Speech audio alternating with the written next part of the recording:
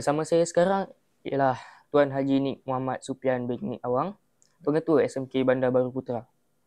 Assalamualaikum Cikgu. Assalamualaikum warahmatullahi wabarakatuh. Boleh saya tanya beberapa soalan?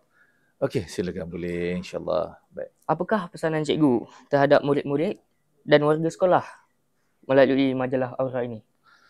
Okey, pertamanya bismillahirrahmanirrahim. Assalamualaikum warahmatullahi wabarakatuh dan salam sejahtera. Terima kasih kepada adik yang bertanya daripada tim Aura ya. Okay.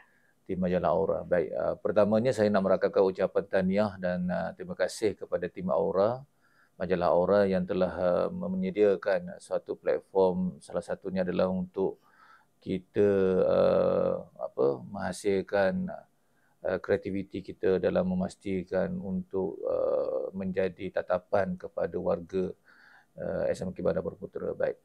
Berkaitan dengan harapan saya mengharapkan majalah ini akan memberikan suatu input ya yang baik kepada warga untuk kata orang pun menjadikan ianya suatu yang bermanfaat ya. Baik. Di samping itu majalah Aura ini diharapkan dapat memberikan kata orang kenangan kepada warga sekolah yang mana ianya akan memberikan suatu kenangan-kenangan yang manis nanti apabila anak-anak yang meninggalkan sekolah nanti akan melihat semula apa yang telah berlaku pada tahun semasa. Baik. Okey. Soalan kedua. Apakah nilai atau sikap yang ingin Cikgu tekankan kepada warga sekolah pada masa hadapan melalui majalah ini?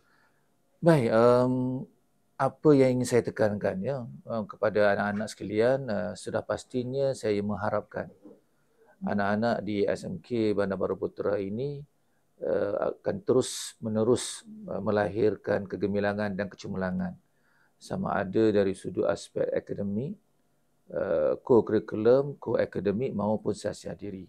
Sudah pastinya itulah harapan besar daripada warga pendidik maupun ibu bapa anak-anak kita.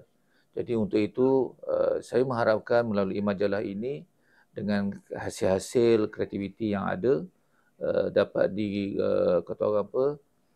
ditatap dan dinilai untuk dihayati dalam kehidupan kita seharian insya-Allah. Okey, terima kasih atas maklumat Pengetua. Okey. Terima kasih. Baik, terima kasih.